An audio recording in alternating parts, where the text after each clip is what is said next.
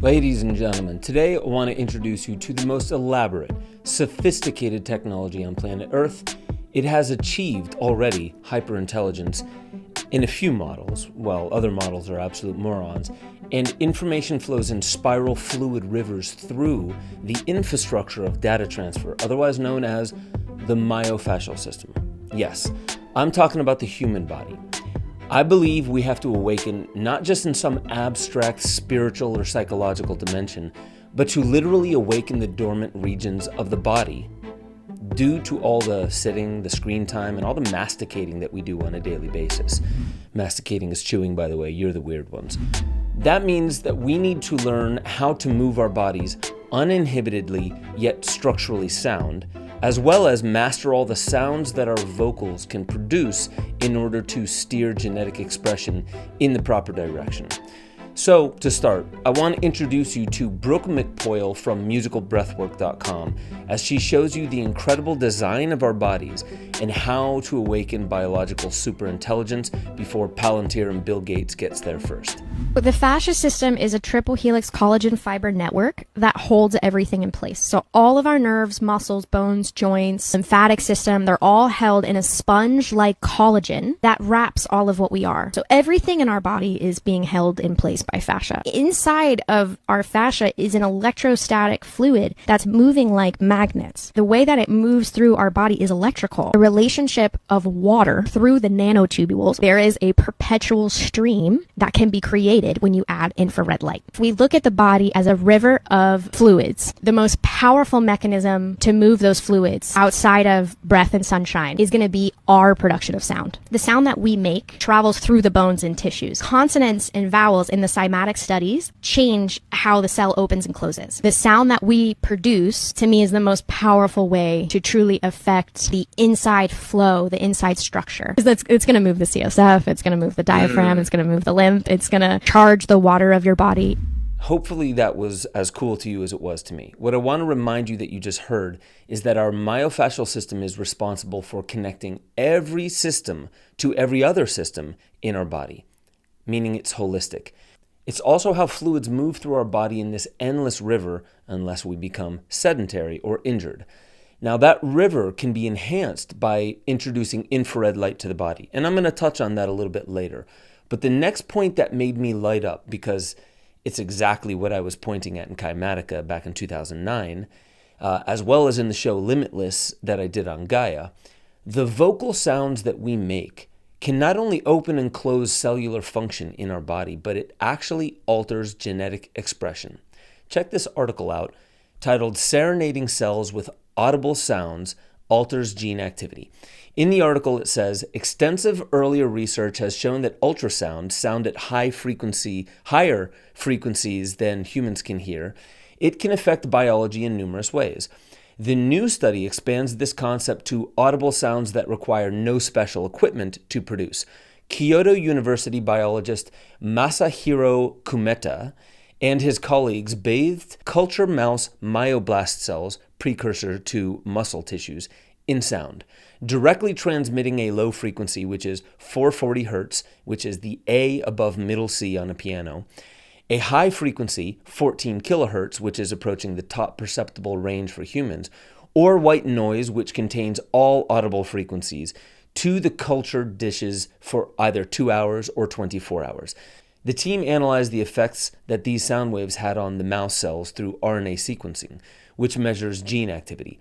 The scientists found that in 42 genes, they changed after 2 hours, and 145 genes responded after 24 hours. Audible sound is non-invasive and probably safer than drugs, Kumeta says. Although it can't be tightly focused in ultrasound, it is easy to produce and could be useful for bathing large regions of the body in sonic waves. Kumeta and his colleagues have already begun studying such interventions to suppress the development of fat tissue in living mice, and humans could also be next.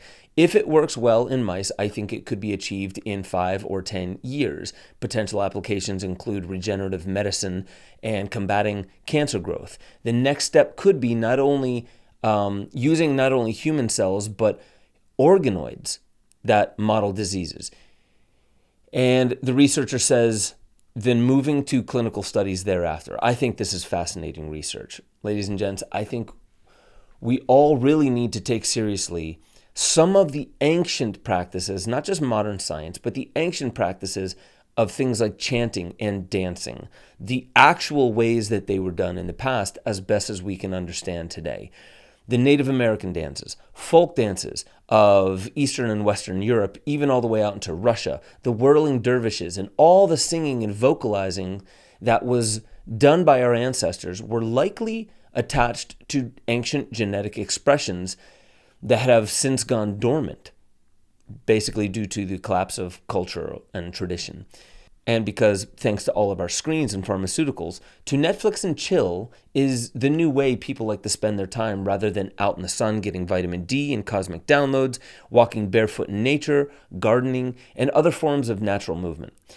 I don't think you have to perform the singing and dancing that your specific lineage might once have done. But if you do, you might just awaken an ancestral memory that puts your entire life's purpose into focus. It sounds new age, it sounds unbelievable, but honestly, so does most of what we can learn about technology today. For instance, AI can determine what you're typing on your computer just by the sound that it produces. They don't even need to see you, record you. As long as they're hearing you typing something, maybe they hear you on a docs document you think is not public, but Google's listening. I don't believe in X agenda. I don't believe in Y agenda or whatever agenda. Now that could be reported to the police, because we talked about it last year too, how Google was scanning through everybody's Google Drive. Like the big thing was that Kanye Champs interview. And when they found anybody who had the Kanye Champs interview in their Google Drive, they just deleted it. And it says, we deleted it because it violates policy. And then those two fathers had pictures of their children naked because they needed to send them to their doctors. And this was all verified by the hospital, but Google cited that as inappropriate material. And the police came to those people's houses to arrest the fathers. And so now if they can hear you typing, they don't even need photos, they don't need videos, they can hear this person, because 95% accuracy, if you could prove that in a court of law, I mean, that's just as good as a picture. This person was typing this stuff. You say, I don't have it. They're going to trust AI. AI says, I don't care if you deleted it or not. We have the audio file, and we can tell what you're typing. And it's all fugazi because there's no document. So you type this and then you delete the document. Where's the proof? We got the audio file. Mm-hmm. And it's like, how do you know? AI says so. And they can start making this junk up what's on this audio file. If we lived in a world of total transparency, if even what you're thinking right now is something that you could know, that I could know, and that we all could see. And we've been able to decode that now through a simple consumer-based EEG device. The future is now. We now have headphones that can analyze your brainwaves when you're just wearing them during the day, and they'll give you reports on your daily levels of focus, stress, anxiety, cognitive speed, and other metrics. Now, how many people are using earbuds these days? In 2019, 400 million units of earbuds were sold and shipped. By 2030, who's to say that the most conventional earbuds out there won't simply just be equipped with the EEG sensors in order to accurately know what you're thinking about, because most of the places that people will be living are in smart cities and everything is communicating with the cloud, and algorithms are not just trying to determine what to sell you, but how to report your behavior all the way down to your mind back to the machine. You may not ever see the data or know the conclusion of the data that the data aggregators come to. You'll just get an officer at your door to bring you in for questioning for something you don't even remember thinking. That's my far out there thoughts. But this episode really isn't about technology. It's about how humans can continue to be human in a world that seduces us into obeying the algorithmic impulses coming through our devices. In order to do that, we first need to admit we have a big problem on our hands. Most people, they just don't care. They're glued to their phone in ways that they don't even care to comprehend. You and I might know that we spend a lot of time on our screens, and maybe we have this impulse to go out and explore nature and friendship a lot more. But most people are finding this new introverted world of screen time to be less confrontational than that of the old world. So my estimates are somewhere around 90% of humanity is likely going to continue to follow the momentum of the modern cultural herd. That doesn't mean they're lost forever. It just means unless something big happens and the conventional herd moves in a different direction, this is going to keep going. The only thing we can truly do to help those people is to live our own lives with full curiosity and purpose and use our voices to attempt to really seduce them back into reality, this reality. So here's my attempt to cause you to fall back in love with the human body.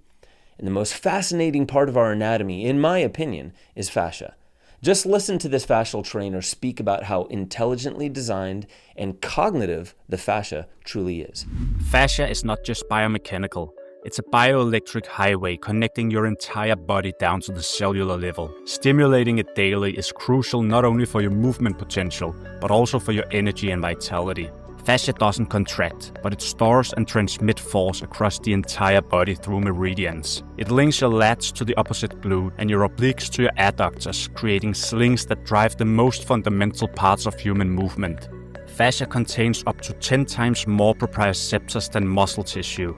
Sensory receptors that help you sense position, react, balance, and stabilize. Ever wondered why some animals with very little muscle mass can run and jump with such explosiveness? This is called fascial recoil, which is fascia's ability to generate free elastic energy without metabolic cost, unlike your muscles. And yes, humans have this ability too. Fascia responds to load, vibration, and stretch. It remodels like muscle, but by its own rules. It's the scaffolding that keeps you fast, fluid, and functional, especially as you age. So no, fascia isn't a trend.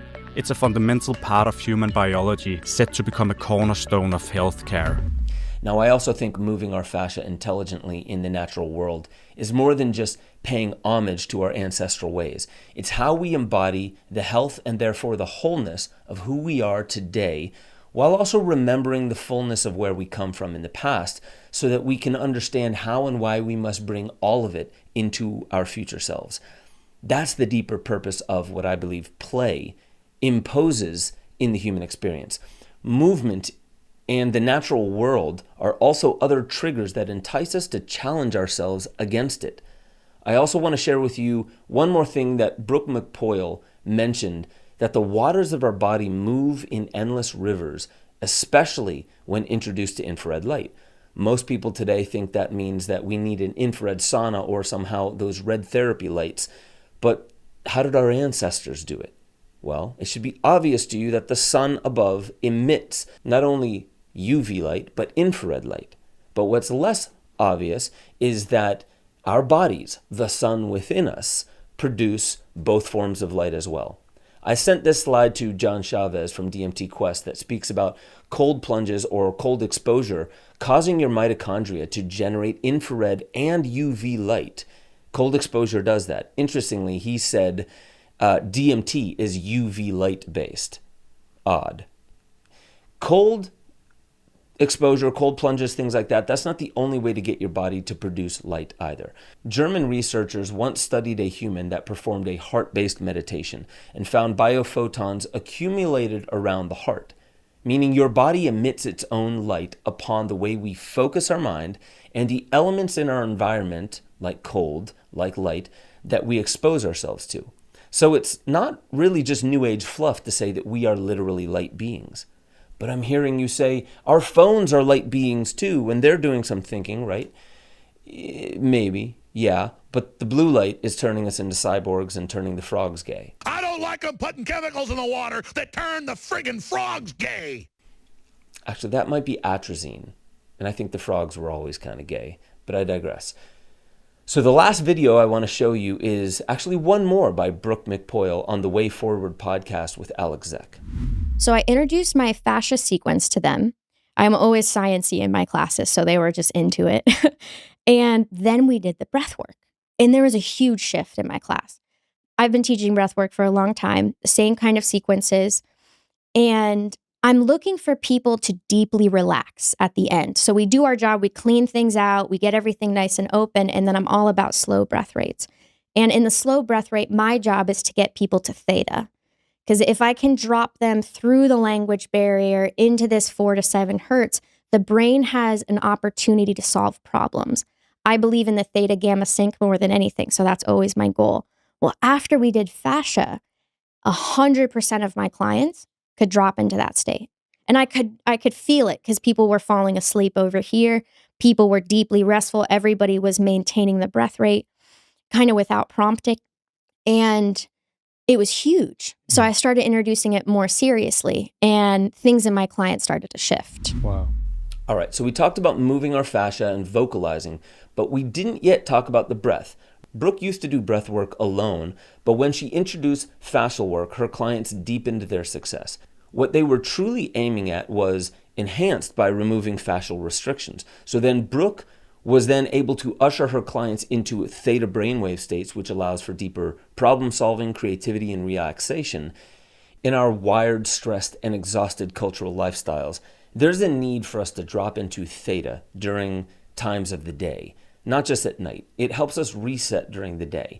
And while I'm not suggesting that you particularly should go out and do what Brook McPoyle is doing, or Naudi Aguilar, Rafe Kelly, Mike Myers from Anatomy Trains, you don't have to do any one particular style of fascial work, but I want you to remember that your fascia is a cognitive apparatus and it touches every other system. So Brook found that fascial work supercharged her breath work. To me, that's likely because breath is inhibited when there's fascial adhesions that come from injury, stress, and just chronic sedentary lifestyle. Now, quickly back to vocalizations. There have been studies about the benefits of chanting and even just humming for quite some time now. Closed mouth humming induces probably about 15 times higher amounts of nitric oxide in our blood than open mouth humming, and nitric oxide is a vasodilator. It increases blood flow and it helps fascia relax. And for truly healthy fascia, you can't just rely on relaxation or removing adhesions. Your body wants to move. I mean, obviously it needs to be hydrated well. So look at L-DOA. That's a method that's really incredible, and there's really only 5 different stretches you do, and then you have to hydrate well. But your body wants to move. It really craves to move in dynamic ways. It craves peak states of activity in a state of play, which is a state of curiosity mixed with self-motivated challenge. Your body is a memory bank of all your ancestors and all of creation. To awaken what it must, you don't have to go in and deliberately try and figure out what you need to awaken inside your body.